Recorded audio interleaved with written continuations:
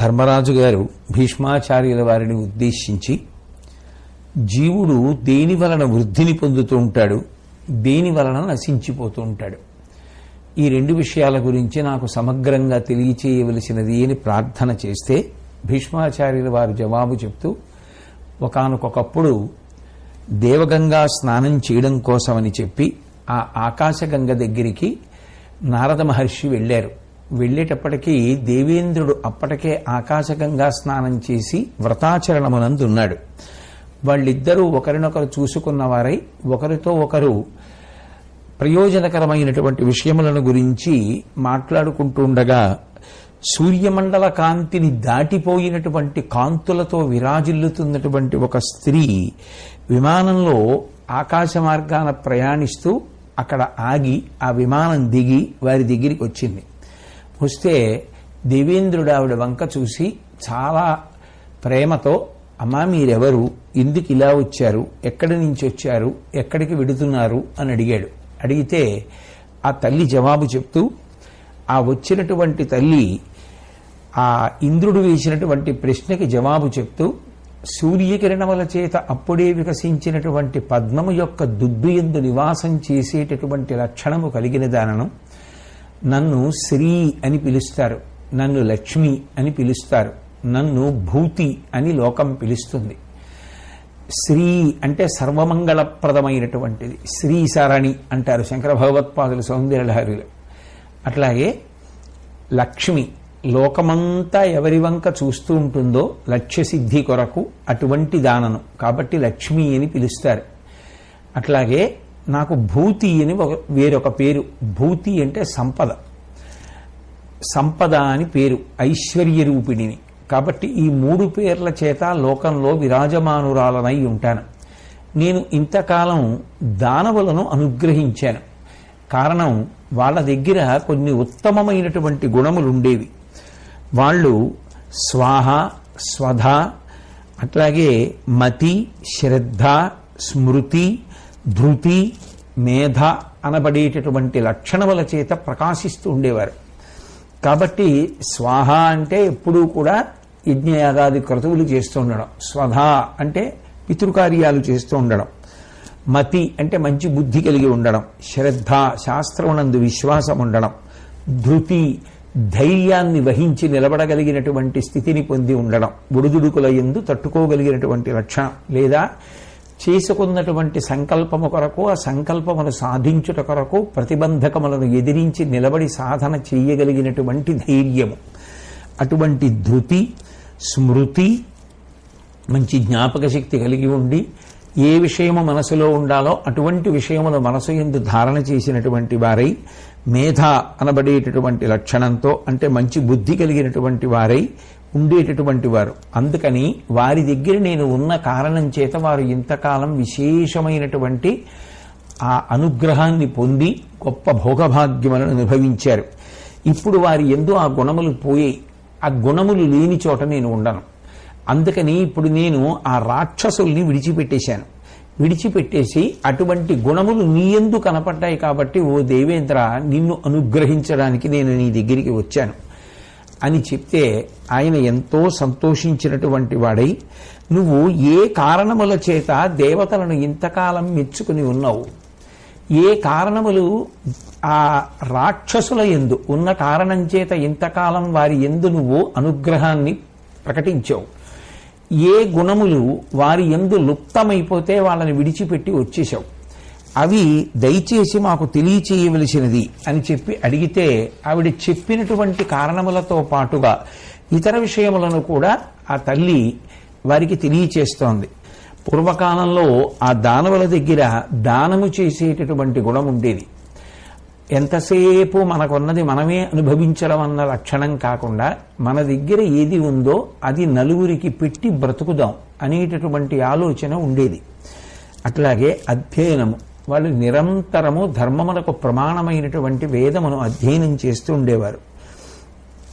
అట్లాగే దానితో పాటుగా అతిథి సమ్మానము, వచ్చినటువంటి అతిథిని గౌరవించడం, అతిథికి కడుపు నిండా అన్నం పెట్టడం, మర్యాదగా మాట్లాడడం, ఇటువంటివి చేస్తూ ఉండేవారు. ఆ కారణం చేత నేను వారిని అనుగ్రహిస్తూ ఉన్నాను. ఇప్పుడు ఆ కారణములన్నీ కూడా వారి యందు పోయాయి. అంటే వారి యందు ఆ గుణములు లేకుండా పోయాయి. లక్ష్మీదేవి యొక్క అనుగ్రహాన్ని చూసుకుని వారికి గర్వము అతిశయించింది. అతిశయించినటువంటి గర్వము చేత ఉండవలసిన గుణములను జారవిడుచుకున్నారు. ఆ గుణములు ఎప్పుడైతే నశించిపోయాయో నేను వాళ్ళని విడిచిపెట్టేశాను. నేను ఎక్కడ ఉండడానికి ఇష్టపడతాను అన్నదాన్ని లక్ష్మీదేవి చెప్తోంది. నేను ఈ గుణములు ఎక్కడుంటాయో అక్కడ ఉంటాను. ఆ లక్ష్మీదేవి స్పష్టంగా తాను ఎటువంటి గుణములు ఉన్నటువంటి వారి దగ్గర ఉంటుంది, ఎటువంటి గుణములు లేని వారి దగ్గర ఆవిడ ఉండడానికి ఇష్టపడదు చెప్తోంది. అంటే నిజానికి లక్ష్మీదేవి ఒకరిని అనుగ్రహించాలి అంటే గుణప్రధానంగా అనుగ్రహిస్తుంది. ఎవరి యందు గుణములున్నాయో వారిని ఆ తల్లి అనుగ్రహిస్తుంది. గురుభక్తి నిరతులు, ఎవరికి గురువుల యందు భక్తి ఉన్నదో అటువంటి వారంటే నాకు ఇష్టం అని లక్ష్మీదేవి చెప్తోంది. సురపితృ పూజన పరులను, దేవతల యందు జన్మనిచ్చినటువంటి తల్లిదండ్రుల యందు ఎవరికి గౌరవమున్నదో ఆరాధనాభావమున్నదో అటువంటి వారు, సత్య సంభాషణలను, ప్రియ సంభాషణం కాదు సత్య సంభాషణం, వాక్కుకి సత్యము ప్రదానం చేసుకొని సత్యమే మాట్లాడడమునందు నియతి కలిగినటువంటి వారు, దానశీలురు, ఎప్పుడూ కూడా తన దగ్గర ఉన్నది వేరొకరికి పెట్టాలనేటటువంటి జిజ్ఞాస ఔత్సుకత కలిగినటువంటి వారు, పరధన పరదార పరాన్ముఖ చిత్తులు, ఇతరుల యొక్క ధనం మీద ఇతరుల యొక్క స్త్రీల మీద అన్యభావన లేకుండా, అవి నావి కావాలన్న భావన లేకుండా వాటి పట్ల పరాన్ముఖమైనటువంటి ముఖము కలిగినటువంటి మనసు కలిగినటువంటి వారు, బ్రాహ్మణ ప్రియులు, ధర్మమునకు అంతటికీ ప్రమాణము వేదమే కనుక ఎవరు ఆ వేదాన్ని బాగా చదువుకున్నారో, ఎవరు ఆ వేదార్థమును తెలుసుకుని ఉన్నారో, తెలుసుకున్న కారణము చేత ఎవరు ధర్మాన్ని లోకానికి చెప్పి ఆ వేదము ద్వారా ధర్మము లోకమునకు అంది లోకము ధర్మ మార్గములో నడవడానికి కారణమవుతున్నారో అటువంటి బ్రాహ్మణుల యందు నాకు చాలా ప్రీతి. దివానిద్రా వియుక్తులు, పగటి పూట అదే పనిగా నిద్రపోవడం అలవాటు కానివారు,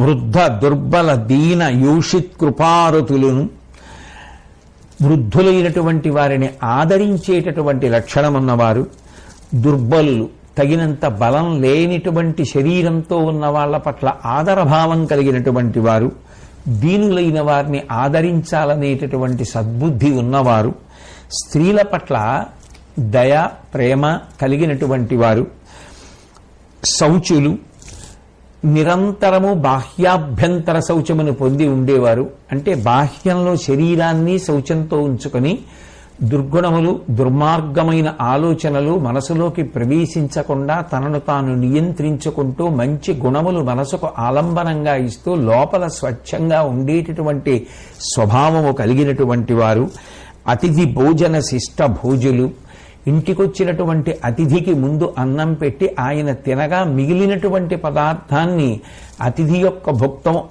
భుక్తశేషము అమృతము అనబడేటటువంటి భావనతో ఉండి తినేటటువంటి లక్షణం ఉన్నవారు, నేను మెచ్చు జనంబు, అటువంటి వారంటే నాకు చాలా ప్రీతి, నేను వారిని అనుగ్రహిస్తూ ఉంటాను.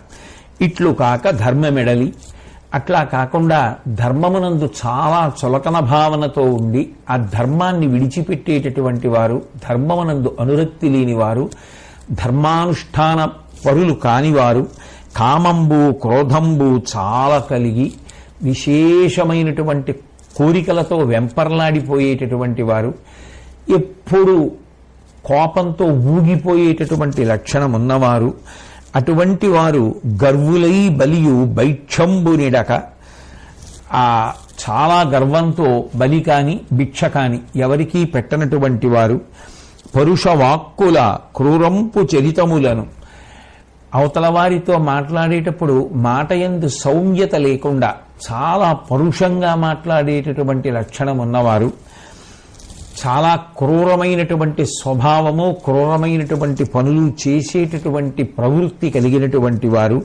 మిగిలి వర్తించువారు నా మెచ్చుకారు, అటువంటి వారిని నేను మనసులో ఇష్టపడను, కాబట్టి వారిని నేను ఆదరించను అని చెప్తూ ఆ తల్లి ఇంకా మంచి గుణములు కలిగినటువంటి వారు ఎటువంటి వారు అన్న విషయాన్ని చెప్తోంది. 7 దేవతలు అంటే వాళ్ళు సాక్షాత్తుగా ప్రకాశస్వరూపులైనటువంటి వారు. అటువంటి గుణములు, ఆ గుణములు ఎవరి యందున్నాయో ఆ గుణముల వలన నా అనుగ్రహమును పొందుతూ ఉంటారు. ఆ గుణములు ఏవి అంటే బుద్ధియు అంటే నిశ్చయాత్మక శక్తి, ఒక నిర్ణయం చెయ్యడం, అది మంచి నిర్ణయములు చేసుకునేటటువంటి వారు. మంచి నిర్ణయం ఎప్పుడు చేసుకుంటారు? మంచి విషయములు లోపల ఉంటే. పాపమునందు భయము, భగవంతుడు చెప్పినట్లుగా బ్రతకాలనేటటువంటి భక్తి కలిగినటువంటి వారు ఎవరుంటారో, ఈ శాంతి పర్వం లాంటి పర్వాలలో భీష్మాచార్యుల వంటి మహాపురుషులు చెప్పిన మాటలు మనసులో జీర్ణం చేసుకుని ఎప్పుడూ మంచి నిర్ణయములు చేసుకునేటటువంటి అలవాటున్నవారు ఎవరుంటారో అటువంటి మంచి బుద్ధి కలిగినటువంటి వారు, చేసుకున్నటువంటి నిర్ణయాన్ని సాధించాలి అనేటటువంటి ప్రయత్నం చేసేటప్పుడు వచ్చే ప్రతిబంధకాలను ఎదుర్కొనడంలో ధైర్యంతో నిలబడగలిగినటువంటి వారు, నీతిని పాటించేటటువంటి వారు, గురువాక్యమునందు వాక్కునందు తిరుగులేని విశ్వాసము కలిగినటువంటి వారు, పెద్దలైనటువంటి వారు సత్పురుషులు కనపడగానే వారి యందు ఉండేటటువంటి గౌరవ భావము మనసునందు ఉద్భుతము కాగా ఉత్తరక్షణమునందు నమస్కరించేటటువంటి సంస్కారము కలిగినటువంటి వారు, చాలా గొప్ప ఓర్పు కలిగినటువంటి వారు, కామక్రోధాదులు అదుపులో ఉన్న కారణం చేత మనసు నిశ్చలముగా ఉండి శాంతిని అనుభవించేటటువంటి వారు. అటువంటి వారు ఓ ఇంద్ర 7 గుణములు ఏవున్నాయో అవే దేవతాస్వరూపములు కనుక అవి ఉన్న చోట నేను ఉంటూ ఉంటాను.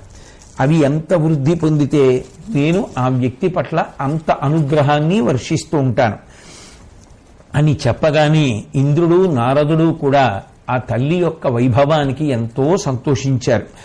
ఆ సమయంలో సువాసనతో కూడుకున్నటువంటి సుఖమును కలిగించగలిగినటువంటి చక్కటి గాలి మనోహరమైనటువంటి స్పర్శతో వీచింది. అంటే మంచి శకునము కలిగింది.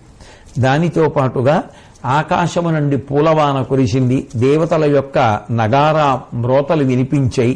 లక్ష్మీదేవి తనని అనుగ్రహించింది అని తెలియగానే దేవేంద్రుడు ఎంతో సంతోషించి తన రాజధాని అయినటువంటి అమరావతి నగరానికి బయలుదేరి వెళ్ళాడు.